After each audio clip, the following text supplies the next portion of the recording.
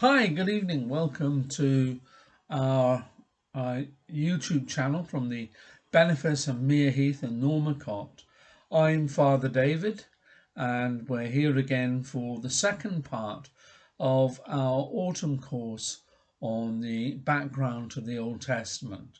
Tonight, looking at the origins of Israel and the Hebrews as a people in the ancient Middle East and giving a context to what was going on in what was fairly remote history. This evening, we will look at the geographical location of the area known as Canaan or Palestine or Israel that's in the ancient Middle East, with particular reference to its land bridge characteristic. This played a huge part in the history of the region, and it would be very helpful if you had before you a copy of a map of the Middle East, either a current one or one from the Old Testament, doesn't really matter. So you can pause this and get one out if you like.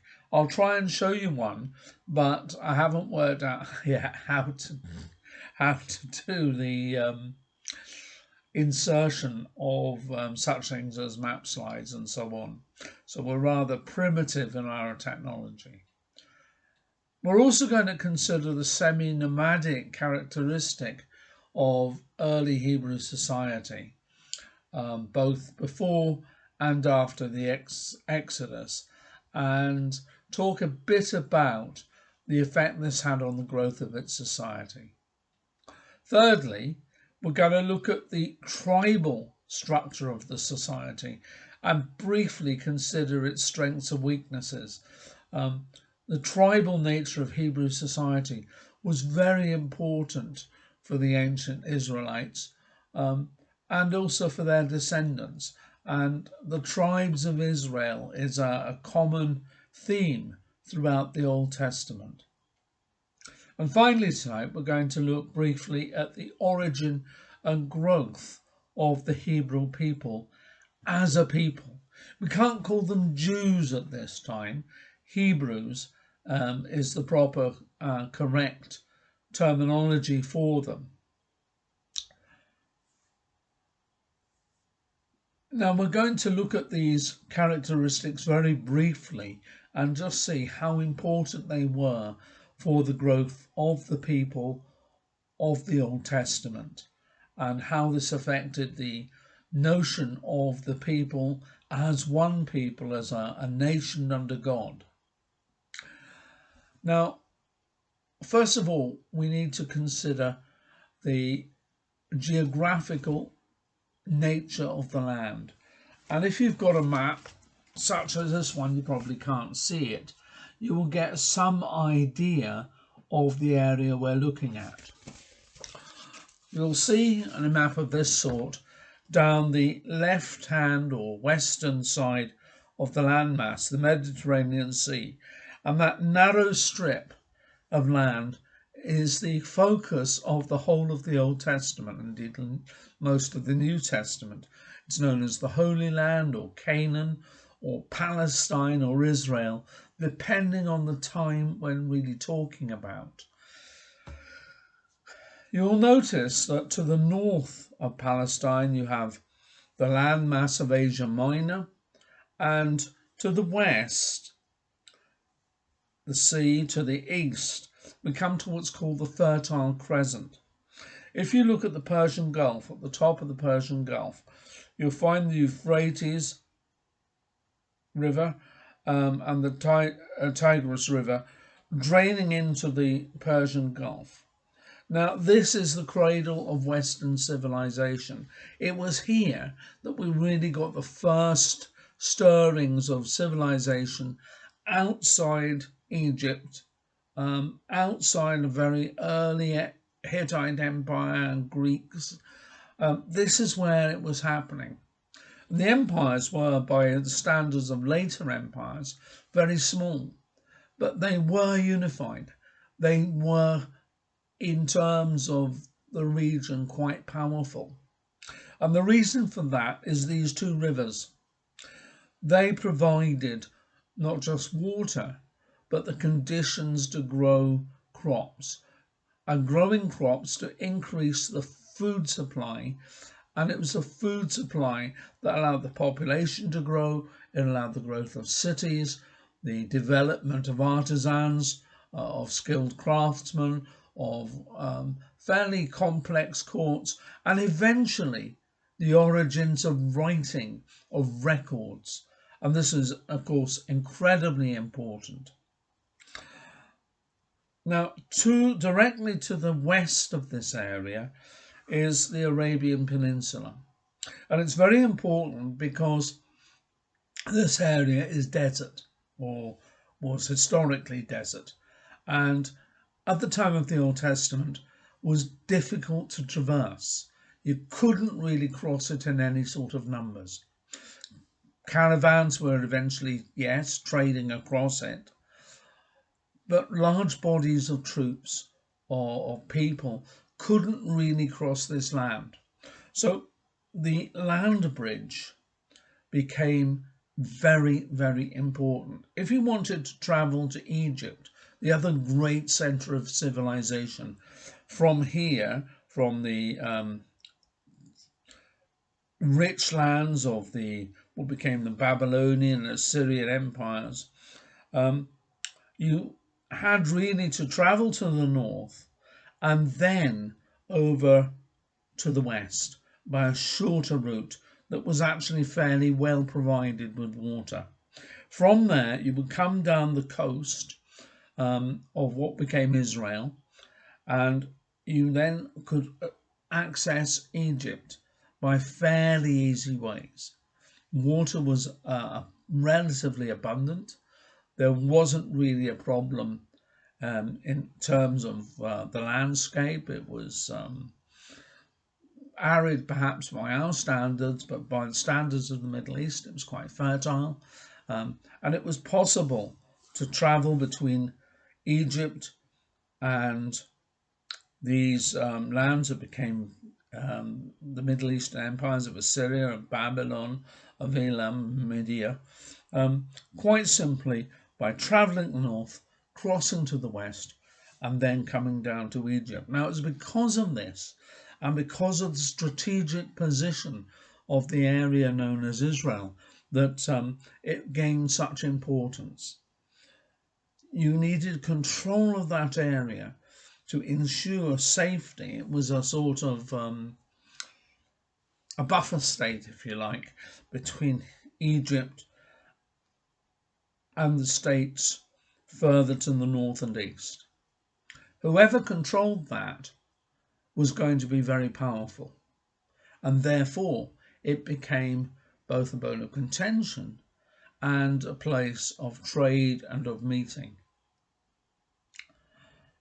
Now, if we read through Genesis, we note from the text that early Hebrew society, from Abraham onwards, was partially nomadic. Indeed, Abraham himself was a sort of nomad. True nomads don't settle, they roam and they graze their flocks. In Arabia, the traditional home of the nomad, excuse me, they had camels, but in the early stages, camels weren't yet domesticated. The flocks were of sheep and of goats, less so of cattle. Sheep and goats were able to travel around, live on quite sparse land. They need water, of course, but could nevertheless be seen as movable goods. Now, Abraham was, we're told, from Ur. Now, Ur, I don't know if you can see it on this map, was a city down here. Now, he travelled to the north along this Fertile Crescent and then south through the area known as Canaan or Israel. He was a nomad. He wasn't into settling. He'd settle for short periods of time, or relatively short periods of time, and then move on.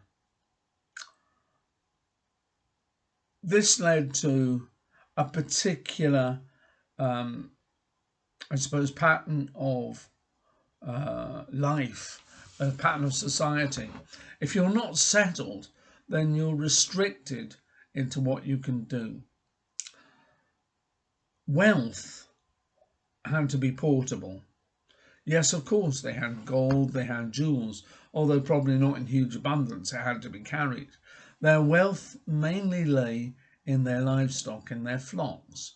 And indeed, in the Old Testament, we can see this referenced by penalties in the early stages of the society being imposed in terms of animals. A fine would be levied in terms of how many products of the flock, sheep or goats, kids, lambs, would be liable for an offence, would be given to the community or to the person against whom you had offended. The penal system had to be quite direct. There was no possibility of imprisonment, so we find corporal punishment, fines, the death penalty are quite widely used. And this is because the nature of society meant they couldn't have a system of penal servitude or prisons. The laws were relatively harsh because they had to ensure that the system, the tribe, could hold together. Penalties had to be imposed to deter people from breaching the bounds of society or of breaking up into fragments the tribal system they had, the families, the clans. Everything had to be directed to unity. Hospitality became very important, and this is very true of primitive societies, particularly of nomadic societies. One of the absolute things is, as we can see in Genesis, and the story, for example, surrounding the hospitality of Abraham at the Oaks of Mamre, when he sees three strangers, three men come to him, a theophany, the church believes, an appearance of God. But they come as men, and he does what one did for visitors. You prepare a meal, you give shelter. And again, we see this throughout the Old Testament. Hospitality is crucial. Having shared your food, your substance with a stranger, you're under obligation to protect them regardless. While they're with you, they're under your protection.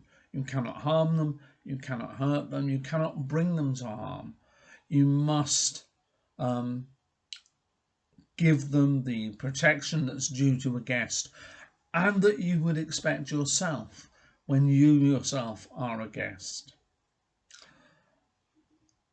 After the Exodus, this pattern of settlement of nomadic life continued for quite a while. We're told 40 years, as the people of Israel moved through the Sinai Peninsula, and it's very much debated how they did this, which direction they took. Did they go down south through Arabia along the shores of the Red Sea, or did they take a shorter route, a more direct route into southern Israel? Probably the former is true, but there is a lot of debate.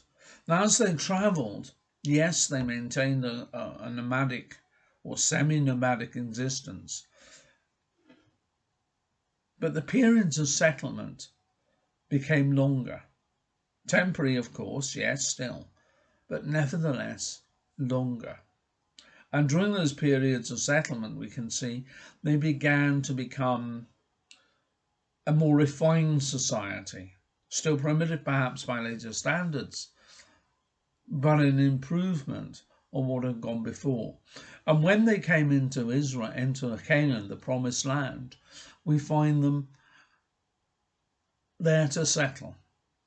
They're not anymore transitory nomads. They're there to take over cities, to take over lands. And of course, there's a lot of debate about whether the traditional picture that was shown in the Old Testament of conquest is true, or we've got a more nuanced pattern of partially of conquest and partially of assimilation, or becoming drawn in with the tribes of Israel, of the local area, of assimilating them into Israel, and over time of becoming one people. Now, one of the things that we can see about early Israelite society is its tribal nature.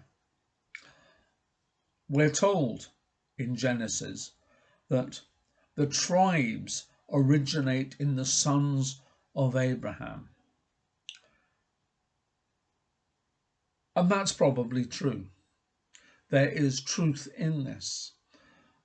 But the way tribal societies anywhere work is not just that it's strict linear descendants of a founding figure who make up the tribes that become the nation. Rather, the tribes assimilate into themselves by adoption, by freeing slaves. This was a slave-holding society, and nobody saw anything wrong in that. All societies at that time were slave-owning.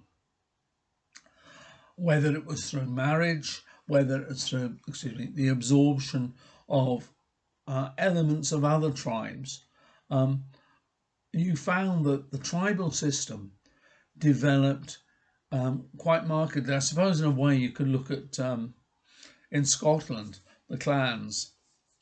You have a clan system where everyone is theoretically a relative of the clan chief.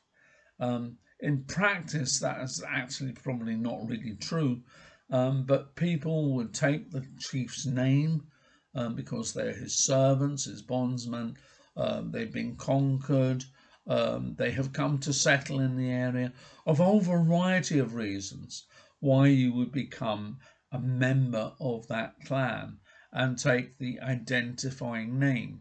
And eventually it becomes that you see yourself as literally a descendant of the founding figure or figures of the tribes, which you might be, but equally you might not be. And it's probably true in the sense that in Israel we do have Abraham, we do have his sons, they're historical figures, and their descendants are, if you like, the kernel of the tribes. But around that we have freed slaves, we have servants, we have distant relatives, we have people who voluntarily join themselves to a tribe. At root, you have, if you like, the family. That's the basis of the tribe. And as the family develops, as a generation or two passes, they become more families, but they're closely related, and they become the clans of the family clans, and then become a tribe. The tribes then combine and become a nation.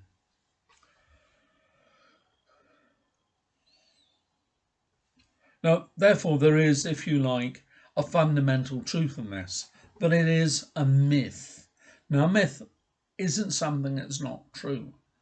A myth, technically, is something that is true, but it's told, if you like, in story form or adapted.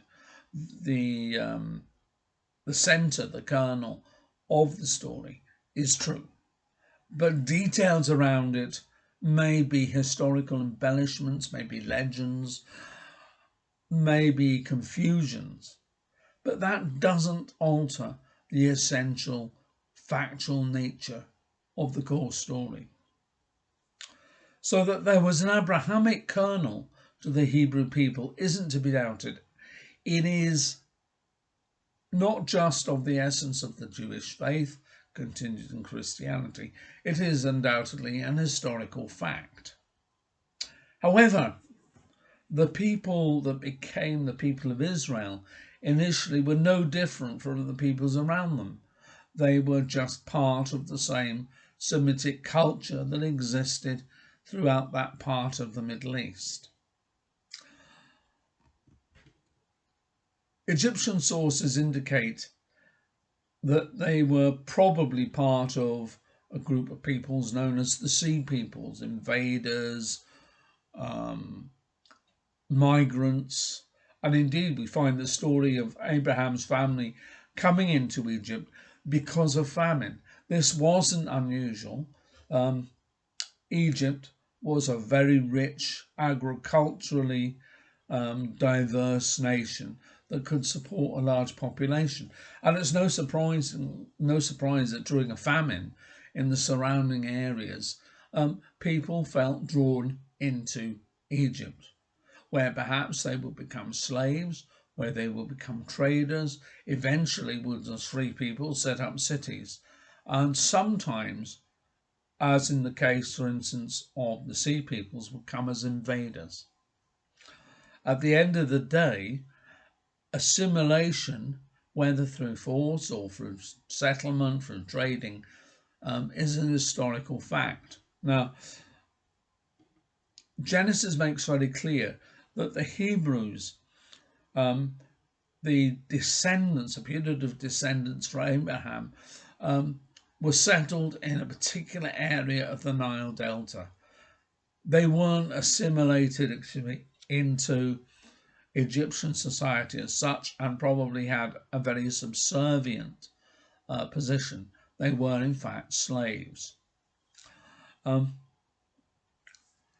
Now, as the Exodus took place, these people left Egypt and went into the surrounding areas in the Arabian Peninsula, which wasn't empty, they were peoples. And the people of Israel, the descendants of Abraham with their tribal structure, grew, not just by a natural process of having more children, but they grew by assimilating others. Now, Egyptian sources, and sources are very difficult to find for this time. They're confused, they're limited, they address a situation or situations that perhaps have no relevance to us and only mention these Hebrew people in passing. But we do find it's in Egyptian literature, in official reports and records, that we find the first mention of the Hebrews as a people settled in Canaan, in the hill country of Canaan. We find them mentioned as Habiru. And it's probably an economic rather than a cultural or national designation. Basically, the Habiru, the Hebrews, were on the margins of Canaanite society. They were vagabonds, they were the lower orders, they were bandits, basically. And it was these groups of affiliated people who got absorbed into what we would call the Hebrew or later Jewish people as they settled in Canaan and became more of a federation of tribes. And what held these people together wasn't just so much a matter of blood, of relationship, of race, or anything like that, still less of politics. What it was an acceptance, a common acceptance of the God of the dominant tribal group, Yahweh. So holy was his name, they didn't pronounce it, except possibly in the earlier stages. But it was the God of these people, the God of Abraham, that was the unifier, that, if you like, gives the point of contact with each other And when you joined or assimilated into the Hebrew group, as we can see throughout biblical literature, you accept the God of the Hebrews. That is the point of contact. That is the point of assimilation. And it's through acceptance of this God, and there were many gods round about, but it's acceptance of this God that gives you the character of a member of the Hebrew peoples. Now, at the time, we're dealing with society that was largely pre-literate. Its notion of records was minimal. We do find in the empires of Egypt and or further into the Middle East, yes, written records, court records. We find inscribed pillars, stele, that give information about these people. But we are talking about largely inconsequential people who lived in the hill districts inland of Israel. They didn't conquer the whole country. Israel itself, a place really about the size of Wales, although differently structured, was not as such conquered by the Hebrews. They came into the land. They assimilated some of the peoples. They undoubtedly conquered peoples, but they were confined largely to the hill country. The fertile coastal plain remained part of the Canaanite people, and we see throughout the next centuries constant conflict between the Hebrews in the hills and in the plains, the more fertile and wealthier areas, the Canaanites, the original people of the land, the Philistines. And it was in this maelstrom of conflict between the original settlers in the land and the Israelite people that we find the Hebrews coalescing into a close federation of tribes, or rather two federations, the northern tribes of Israel and Judah, the southern tribe, and its attendant adherents, and loosely united under this allegiance to a common God, they become the one people of Israel. That is, in a nutshell, it's very, very brief, the origins of the Hebrew people. It's a people that over time became more unified, and unified because of their belief in God, their God Yahweh, who acts in history, who has chosen them to be a people, who has chosen them for a mission. That was to develop over time, both in terms of theology and in terms of politics, in terms of a society that was unified, that became a mini empire in its own right. But at root, we have this family, clan, federation system of tribes that gave rise to the nation of the Hebrews, and do so in a few centuries, arising not because the whole people are descended from Abraham literally, but because they coalesce together, disparate groups who become one nation.